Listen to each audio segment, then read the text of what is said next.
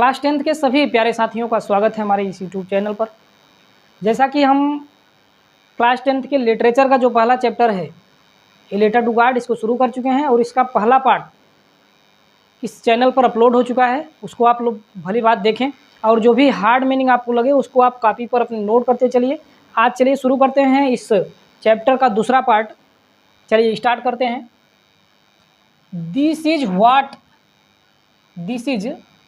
वाट, यह वही है, दे से, जो लोग कहते हैं, अर्थात यही वह बात है जिसे लोग कहा करते हैं। क्या कहते हैं? नो वन मतलब कोई नहीं, डाइज मतलब मरता है, हंगर मतलब भूख से। यही लोग कहते हैं कि कोई भी व्यक्ति भूख से नहीं मरता है, ऐसा लेंचो कहता है। आल थ्रो मतलब संपूर्ण, द नाइट मतलब रात, पूरी रात लेंचो थाट मतलब सोचता रहा, वनली मतलब केवल, ऑफ हिज वन होप अपने एक ही आशा के बारे में।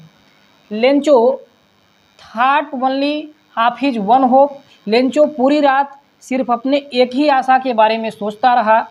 हेल्प ऑफ गॉड, भगवान से सहायता की।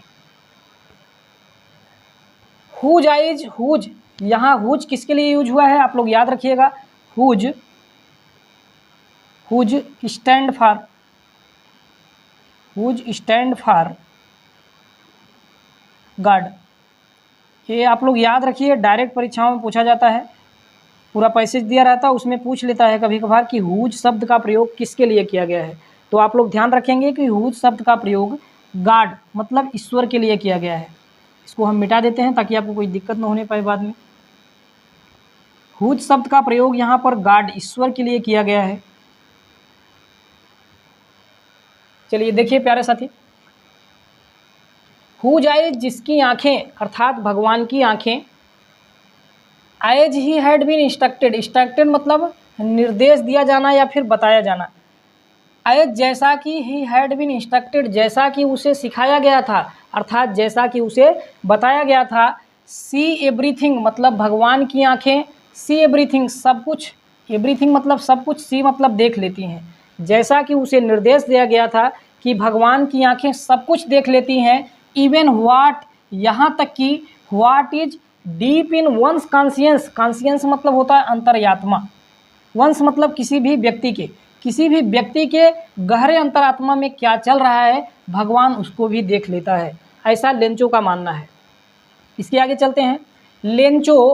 लेंचो किसान है, बहुत ही परिश्रमी किसान है। यहाँ उसके लिए कहा जा रहा है कि Lencho was an ox of a man, Lencho एक बैल जैसा आदमी है। इसका मतलब क्या है?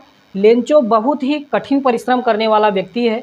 जिस तरीके से किसान बैलों को खेतों में जोता करते थे, उन्हें खाना न दिया जाए तो भी बैल खेतों में चला करते थे, थक हार कर वो बैठ जाते थे कभी कभार। लेकिन लेंचो कैसा आदमी था? उन्हीं सब बैलों के समान लेंचो भी एक व्यक्ति था, अर्थात लेंचो कठिन परिश्रम करने वाला व्यक्ति था। वर्किंग काम करता था, लाइक एन एनिमल मतलब जानवर होता है, लाइक मतलब के समान, वह जानवर के समान काम करता था। इन द फील्ड मतलब खेतों में। बट लेकिन स्टिल मतलब फिर भी, स्टिल का मतलब क्या होता है? फिर भी। ही न्यू वह जानता था, हाउ टू राइट कैसे लिखा जाता है। लेंचो भले ही एक किसान था, कठिन परिश्रम किया करता था रात दिन खेतों में, फिर भी उसे लिखना आता था। कैसे पत्र को लिखना है, कैसे सारी चीज़ें लिखना है, उसे इतना आता था। फिर से देखिए, बट स्टिल फिर भी, ही न्यू वह जानता था, हाउ टू राइट कैसे लिखा जाता है। द फॉलोइंग संडे, फॉलोइंग मतलब होता है अगले, संडे मतलब रविवार को। अगले रविवार को एट डे ब्रेक मतलब होता है सुबह। अगले रविवार को एट डे ब्रेक सुबह ही बिगिन मतलब प्रारंभ किया, राइट मतलब लिखना, लेटर मतलब पत्र को। अगले सुबह, जैसे ही सुबह हुआ, he began to write a letter, उसने एक पत्र लिखना चालू किया। व्हिच जिसे, अर्थात पत्र। यहाँ व्हिच शब्द किसके लिए यूज हुआ है? यहाँ लिखेंगे which word stand for letter. बहुत इंपॉर्टेंट चीज़ें हैं, आप लोग इसको याद रखिएगा कि व्हिच शब्द किसके लिए यूज हुआ है, यहाँ पर लेटर के लिए यूज हुआ है। चलिए फिर इसे हम मिटा देते हैं। ताकि आपको कोई दिक्कत ना होने पाए। परीक्षाओं में क्या चीज़ें सीधे पूछी जाती हैं उसका भी हम जिक्र करते चलेंगे। आप लोग बहुत ध्यानपूर्वक पढ़िए। हिच मतलब जिसे, अर्थात लेटर को। ही हिमसेल्फ, हिमसेल्फ मतलब स्वयं। वुड कैरी मतलब लेकर जाएगा। टू टाउन मतलब कस्बे में, जिसे वह खुद कस्बे में लेकर जाएगा। एंड प्लेस और रख देगा अर्थात डाल देगा। इन द मेल मतलब मेल बॉक्स में या डाक खाने में, जिसे वह मेल में डाल देगा। It was nothing, it was nothing यह कुछ भी नहीं था। लेस देन सिवाय अ लेटर टू गॉड मतलब भगवान के नाम एक पत्र, भगवान के नाम एक पत्र के अलावा ये और कुछ भी चीज़ नहीं थी। अर्थात क्या था भैया, यह एक भगवान के नाम पर एक पत्र लिखा गया था। उसमें उसने लिखा था गॉड भगवान। ही रोट उसने लिखा if you don't help me यदि आप मेरी सहायता नहीं करेंगे। उसने लिखा गॉड भगवान। If you don't help me यदि आप हमारी सहायता नहीं करेंगे। माई फैमिली मेरा परिवार। एंड आई और मैं और मेरा परिवार। विल गो हंग्री भूखे रह जाएंगे। दिस ईयर मतलब इस वर्ष। उसने लिखा कि भगवान यदि आप हमारी सहायता नहीं करेंगे तो हम और मेरा परिवार इस वर्ष भूखे रह जाएगा। इसके आगे चलते हैं। आई नीड मतलब ज़रूरत है। 100 पीसोस मतलब 100 पैसों की। मुझे 100 पैसों की ज़रूरत है। इन आर्डर टू मतलब के उद्देश्य से या के उद्देश्य के लिए। टू सो मतलब बोना। माई फील्ड मतलब अपने खेत को। अगेन मतलब फिर से। मुझे अपने खेत को फिर से बोने के उद्देश्य से मुझे 100 पीसोस की ज़रूरत है, 100 पैसों की ज़रूरत है। एंड और टू लिव और जीवित रहने के लिए। अंटिल जब तक, अंटिल द क्रॉप कम्स जब तक कि फसल वापस नहीं आती, फसलों के वापस आने तक जीवित रहने के लिए। बिकॉज क्योंकि द हेल स्टॉर्म डॉट करके है, क्योंकि ओलों ने अर्थात ओला वृष्टि ने डॉट करके है। इसका मतलब ओलों ने कुछ भी नहीं छोड़ा है। आप लोगों को पहले पार्ट में हमने पढ़ाया था कि किस तरीके से शुरू में धीरे धीरे बारिश हुआ। किसान जो लेंचो था वो बहुत प्रसन्न हुआ कि आज बारिश हुआ है, खेतों को राहत मिलेगा, फसलें अच्छे से पैदा हो जाएगी, कटाई होगी, उसके बाद हमारा जीवन यापन बहुत बेहतर तरीके से होगा। लेकिन धीरे धीरे बारिश घंटों तक होती रही और बारिश ने बहुत ही भयंकर रूप धारण किया। ओलों के साथ ओले बरसने लगे, बड़े बड़े ओले पड़ने लगे, जिसके कारण फूलों खेत में जो भी फसल थी उसके फूल झड़ गए, पत्तियां झड़ गई। जो वहाँ बागों में पेड़ थे उसकी भी पत्तियां गिर गई थी। मतलब फसल पूरी तरीके से उसका बर्बाद हो गया था। पहले पार्ट में हमने पढ़ाया है, इसके पहले वाले पार्ट को आप भली भांति देखें ताकि आपको दूसरे पार्ट में मज़ा आए। चलिए इसके आगे देखते हैं। ही रोट उसने लिखा। टू गॉड मतलब भगवान को। ऑन द इनवेलप मतलब होता है लिफाफा। उसने लिफाफे के ऊपर लिखा। टू गॉड मतलब भगवान को। जब लिफाफा कोई भी लेटर लिखा जाता है तो लिफाफे पर लिखा रहता है टू गॉड, किसको भेजना है वहाँ उसका नाम लिखना रहता है। तो लेंचो ने वहाँ भगवान का नाम लिखा। चलिए इसके आगे। टू पुट द लेटर और पत्र को पुट मतलब रख दिया, इनसाइड मतलब अंदर, और पत्र को उसने कहाँ रख दिया, अंदर रख दिया। एंड स्टील और भी ट्रबल मतलब परेशान होते हुए, अब थोड़ा सा वो पहले की अपेक्षा ज़्यादा परेशान हो गया था। वेंट टू टाउन और कस्बे की तरफ चल दिया। एट द पोस्ट ऑफिस मतलब होता है डाकघर। डाकघर पर ही प्लेस्ड उसने लगाया। आई स्टैम्प मतलब एक टिकट। ऑन द लेटर मतलब पत्र पर। डाक खाने पर पहुंचकर वह पत्र पर एक टिकट लगाया। एंड ड्राफ्ट और डाल दिया। इट मतलब इसे। इट शब्द यहाँ पर लिखेंगे। It stand for letter. बहुत इंपॉर्टेंट चीज़ें हैं, इसको आप लोग नोट करते चलिए। इट शब्द किसके लिए यूज हुआ है यहाँ पर, लेटर के लिए। इनटू द मेल बॉक्स होता है पत्र पेटिका। पत्र को पत्र पेटिका में डाल देता है। वन ऑफ द एम्प्लॉइज मतलब ढेर सारे कर्मचारी रहते हैं। बैंक एक बड़ा सा बिल्डिंग होता है, वहाँ पर ढेर सारे माफ़ कीजिएगा, जो पोस्ट ऑफिस होता है वो बड़ी सी बिल्डिंग होती है, वहाँ पर कई कर्मचारी एक साथ काम करते हैं। तो उन्हीं कर्मचारियों में से एक कर्मचारी क्या करता है, हु वाज अ पोस्टमैन, जो क्या था, डाकिया था। एंड आल्सो हेल्प और मदद भी करता था। एट द पोस्ट ऑफिस मतलब डाक खाने पर, और वह डाकघर में मदद करने का भी काम करता था। Went to his boss, went मतलब गया, टू हिज मतलब अपने, बॉस मतलब मालिक के पास, लाफिंग मतलब हंसते हुए, हार्टली मतलब हृदय से अर्थात तेजी से हंसते हुए। एक डाकिया जो उस डाकघर पर सहायता करने का काम करता था, वह अपने मालिक के पास लाफिंग हार्टली तेजी से हंसते हुए गया। एंड शोड, और शोड मतलब दिखाया, हिम मतलब उसे। यहाँ हिम शब्द किसके लिए यूज हुआ है? हिम शब्द किसके लिए यूज हुआ है? Him stand for, stand for यहाँ लिखेंगे। हिम शब्द प्रयोग हुआ है पोस्ट मास्टर के लिए। पोस्ट मास्टर जिसे वह डाकिया क्या बोल रहा है भैया? बॉस बोल रहा है। यहाँ हिम शब्द किसके लिए यूज हुआ है? जो डाक खाने का मालिक है, जिसे वह डाकिया क्या बोल रहा है? बॉस, अपना मालिक बोल रहा है। एंड शोव्ड, और दिखाया, द लेटर टू गॉड, भगवान के नाम इस पत्र को। और वह अपने मालिक के पास तेज़ी से हंसते हुए जाता है और कहता है कि मालिक देखिए एक कैसा पत्र है, भगवान के नाम एक पत्र आया है। चलिए यहाँ तक आप लोगों ने कहाँ तक पढ़ा है? ध्यान दीजिएगा। डाकिया क्या करता है? मेल बॉक्स में से उस पत्र को निकालता है और अपने मालिक के पास जाता है, अपने मालिक को दिखाता है कि मालिक देखिए किस तरीके का ये पत्र है। फिर उसके आगे क्या होता है? ध्यान दीजिए। नेभर, नेभर मतलब होता है कभी नहीं। कैरियर मतलब जीवन में। पोस्टमैन मतलब होता है डाकिया। नोन मतलब जानना। एड्रेस मतलब पता। नेवर इन हिज करियर, अपने पूरे जीवन में। एज अ पोस्टमैन मतलब डाकिया के तौर पर, डाकिया के तौर पर काम करते हुए अपने पूरे जीवन में। He had he known that address, इस तरीके का पता वो कभी नहीं जाना था। पूरे जीवन में जब से वो डाकिया का काम कर रहा था, इस तरीके का पता उसने कभी नहीं सुना। जो भी पत्र आए वो किसी न किसी व्यक्ति विशेष के आए, एक प्रॉपर जगह के पत्र आए थे, लेकिन इस तरीके का पत्र उसने पूरे जीवन में कभी नहीं देखा जिस पर लिफाफे पर लिखा हो कि ये पत्र भगवान के पास पहुंचाना है। तो इससे वो क्या हो जाता है, थोड़ा सा उसको हंसी आने लगती है। बाद में वो जो पोस्ट मास्टर को दिखाता है तो वो भी शायद तेज़ी से हंसने लगता है। देखिए कैसे आगे क्या होता है। Post master, the post master मतलब जो डाक खाने का मालिक था। हैड ए फैट, एक मोटा। एमिएबल मतलब मैत्रीपूर्ण। फेलो मतलब साथी, फेलो मतलब साथी या व्यक्ति।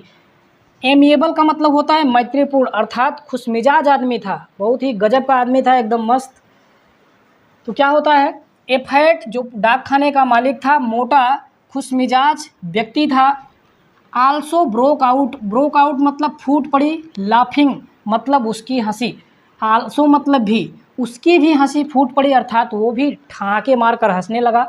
बट लेकिन, ऑलमोस्ट मतलब लगभग, इमीडिएटली मतलब अचानक, लेकिन लगभग अचानक ही, तुरंत ही टर्न, टर्न मतलब हो गया अर्थात बदल गया। सीरियस मतलब गंभीर, अर्थात वह तुरंत ही लगभग गंभीर हो गया।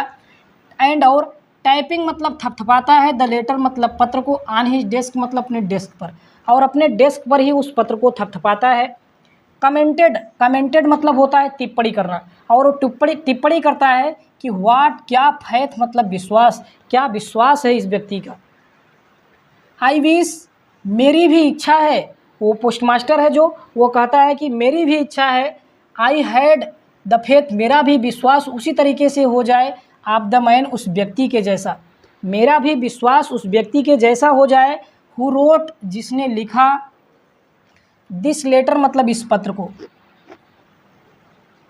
यहां से देखिए, यहां से ही टर्न सीरियस, वह तुरंत ही कैसा हो जाता है, गंभीर हो जाता है। Typing the later on his desk, और अपने ही डेस्क पर उस पत्र को थपथपाने लगता है। कमेंटेड, टिप्पणी करता है कि व्हाट अ फेथ, क्या विश्वास है इस व्यक्ति का। आई विश, मेरी भी प्रबल इच्छा है कि I had the faith of the man, कि मेरा भी विश्वास उस व्यक्ति के जैसा हो जाए। हु रोट, जिसने लिखा। दिस लेटर मतलब इस पत्र को, जिसने इस पत्र को लिखा, मेरा भी विश्वास उस व्यक्ति के जैसा हो जाए। स्टार्टिंग अप, जिसने शुरू किया है। अ करेस्पोंडेंस, एक पत्राचार। पत्राचार का मतलब क्या होता है? पत्राचार का मतलब होता है पत्र के माध्यम से किसी से बातचीत करने का प्लान बनाना। स्टार्टिंग अप जिसने शुरू किया, अ करेस्पोंडेंस एक पत्राचार विथ गॉड,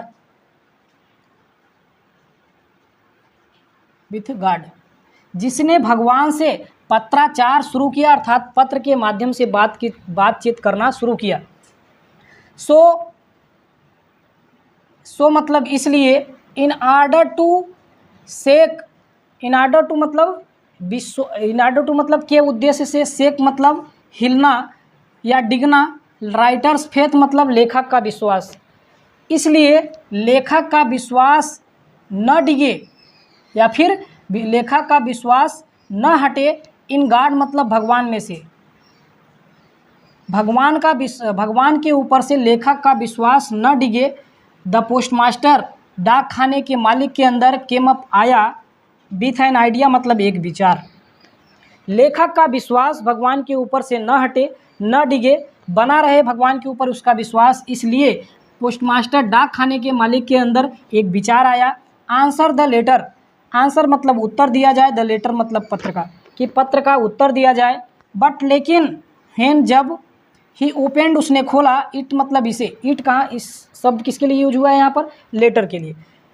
लेकिन जैसे ही उसने पत्र को खोला, इट वाज एविडेंट, एविडेंट मतलब होता है स्पष्ट, इट वाज एविडेंट उसमें स्पष्ट था, दैट टू आंसर उत्तर देने के अलावा, इट नीडेड समथिंग मोर कुछ और भी चीज़ों की ज़रूरत है। नीडेड मतलब ज़रूरत होना, समथिंग मोर कुछ और अधिक चीज़ों की। उसमें स्पष्ट था कि आंसर के अलावा और भी कुछ चीज़ों की ज़रूरत है। देन अपेक्षाकृत, गुडविल मतलब सद्भावना, इंक मतलब स्याही, पेपर मतलब कागज़। उसमें यह स्पष्ट था कि सद्भावना, इंक, स्याही और कागज़ के अलावा उत्तर में कुछ और भी चीज़ों की ज़रूरत पड़ेगी। बट लेकिन ही स्टक, वह अडिग रहा, हिज रिसोल्यूशन मतलब होता है दृढ़ निश्चय या इरादा या संकल्प, लेकिन वह अपने संकल्प पर अडिग रहा, खड़ा रहा। ही आस्क उसने कहा, फॉर मनी मतलब पैसों के लिए, उसने पैसों के लिए कहा। फ्रॉम हिज एम्प्लॉयज़ अपने कर्मचारियों से, एम्प्लॉयज़ मतलब होता है कर्मचारियों से, एम्प्लॉयज़ मतलब कर्मचारी। फ्रॉम हिज एम्प्लॉयज़ उसने अपने कर्मचारियों से पैसे के लिए कहा। ही वह, हिमसेल्फ मतलब स्वयं, वह स्वयं, गिव मतलब दिया, पार्ट ऑफ हिज सैलरी मतलब अपने वेतन का कुछ हिस्सा।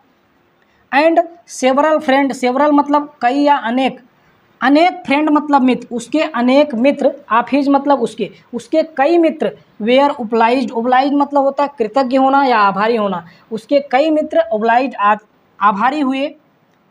टू गिव मतलब देने के लिए, समथिंग मतलब कुछ, उसके कई मित्र कुछ ना कुछ देने के लिए आभारी हुए। For an act of charity, charity मतलब होता है दानता, एक्ट मतलब कार्य, दानता के इस कार्य में, दानता के इस कार्य में उसके कई मित्र पैसे देने के लिए क्या हुए, राजी हो गए।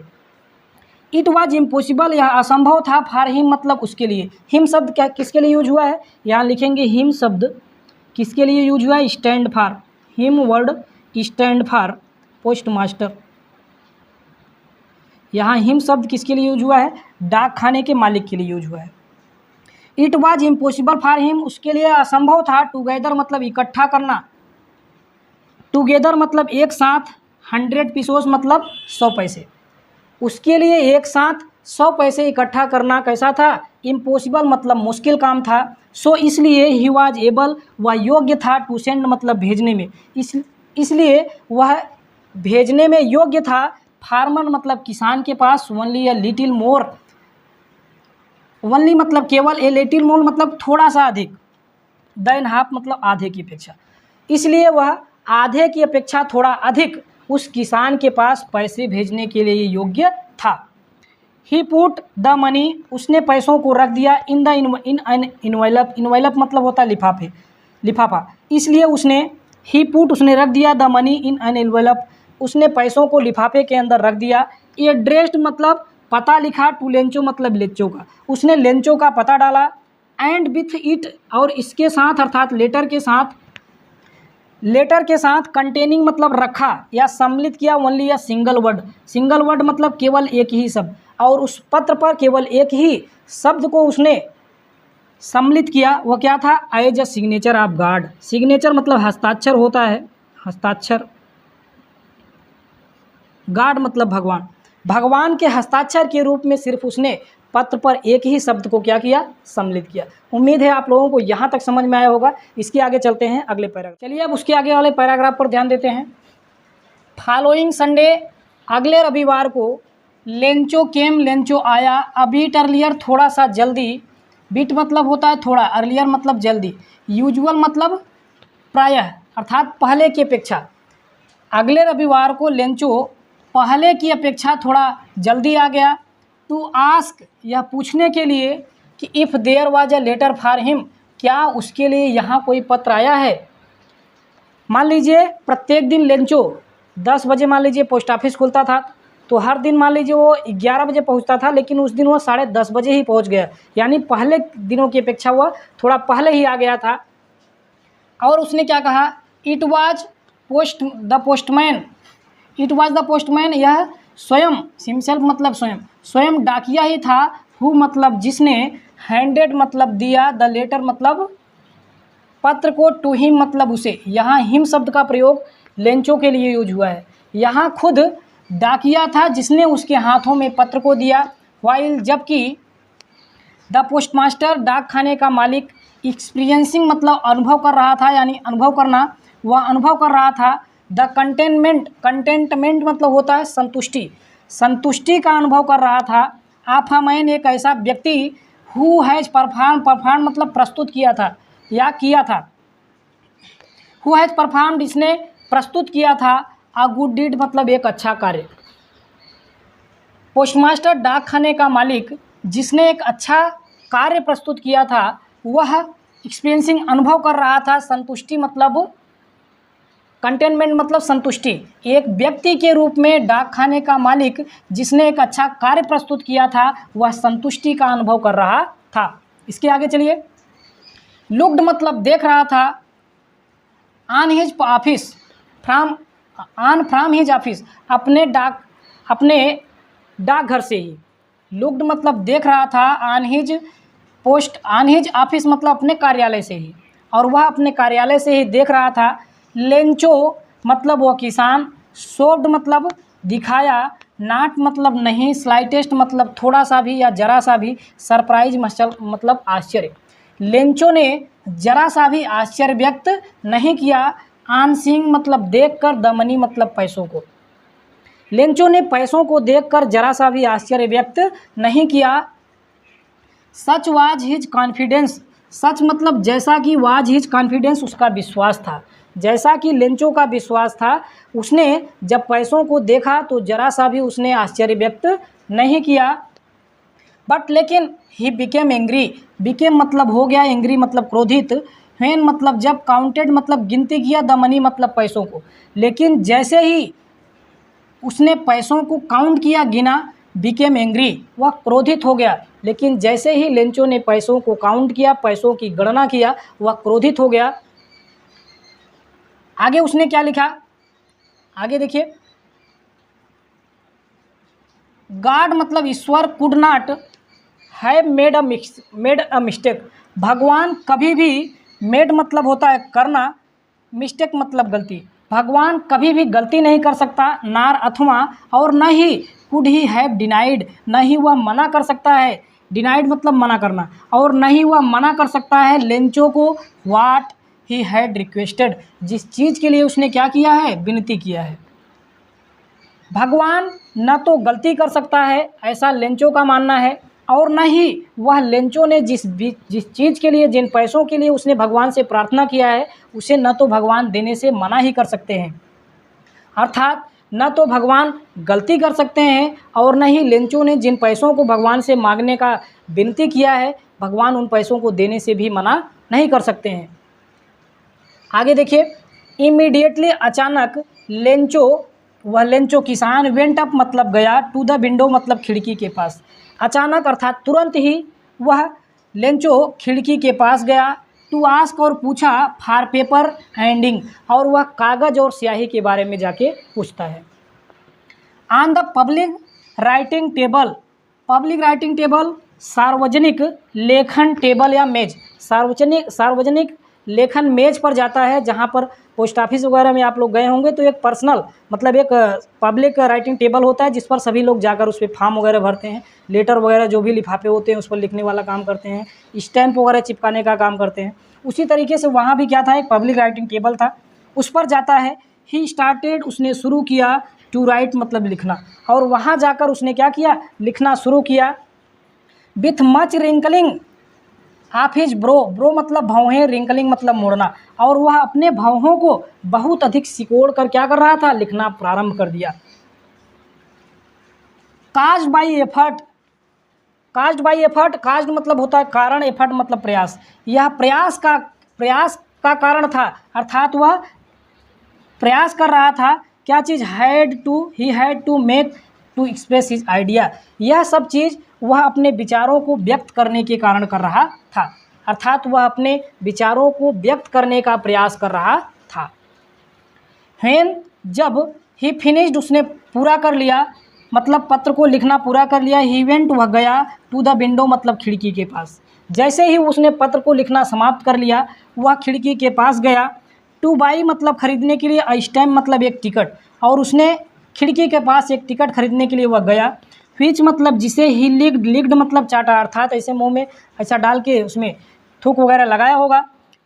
व्हिच ही लिक्ड, उसने चाटा। एंड देन एफिक्स, एफिक्स मतलब स्थिर कर देना अर्थात चिपका देना, और उसने टिकट को चिपका दिया। टू द इनवेलप मतलब लिफाफे पर, और उसने टिकट को लिफाफे पर चिपका दिया। विथ मतलब से, a blow of his fist, blow मतलब धक्का होता है, हिज फिस्ट मतलब अपने मुट्ठी से, और वह उसे अपने मुट्ठी के धक्के से लिफाफे पर टिकट को क्या करता है, चिपका देता है। द मोमेंट मतलब उसी क्षण, द लेटर जब वह पत्र को fell into the mailbox, पत्रपेटिका में डाल रहा था, जब वह पत्रपेटिका में लेटर को डाल रहा था उसी क्षण, द पोस्टमास्टर डाक खाने का मालिक, वेंट टू ओपन इट, इसे खोलने गया, अर्थात वह पत्र को खोलने गया। इट सेड, पत्र में लिखा गया था, अर्थात पत्र में कहा गया था, गॉड भगवान, ऑफ द मनी, जिन पैसों के बारे में मैंने, दैट आई आस्क फॉर, जिन पैसों के बारे में मैंने आपसे कहा था, 70 पेसोस, सिर्फ 70 पेसोस, 70 पैसे, रीच्ड मी, मेरे पास पहुँचे हैं। भगवान, जिन पैसों के बारे में मैंने आपसे रिक्वेस्ट किया था, विनती किया था, उसमें से सिर्फ 70 पैसे ही मेरे पास पहुँच पाए हैं। सेंड मी, भेज दीजिए, वह वापस भगवान से कहता है कि भेज दीजिए, द रेस्ट मतलब बाकी के पैसे, मतलब 100 पेसोस की उसने मांग की थी जिसमें से 70 पेसोस ही आए थे, और क्या हुआ, उसमें से जो 30 पेसोस बच रहे थे उसको फिर से वो कह रहा है कि भगवान बाकी के पैसे आप भेज दीजिए। सेंड मी द रेस्ट, बाकी के पैसे मेरे पास भेज दीजिए। Since it need very much, क्योंकि मुझे इन पैसों की बहुत ही सख्त ज़रूरत है, क्योंकि इन पैसों की मुझे बहुत ही सख्त ज़रूरत है। बट लेकिन, डोंट सेंड, मत भेजिएगा, मत भेजो, इट टू मी, मेरे पास इसे, थ्रो मतलब से, मेल मतलब डाक के माध्यम से, लेकिन आप इन पैसों को मेरे पास डाक के माध्यम से मत भेजिए। बिकॉज, क्योंकि, द पोस्ट ऑफिस एम्प्लॉयज़, क्योंकि जो डाकघर के कर्मचारी हैं, एम्प्लॉयज़ मतलब कर्मचारी हैं, आर मतलब हैं, अ बंच ऑफ क्रूक्स मतलब दलालों के समूह, इसका पूरे का मतलब होता है बंच ऑफ क्रूक्स, दलालों के समूह या ठगों के समूह।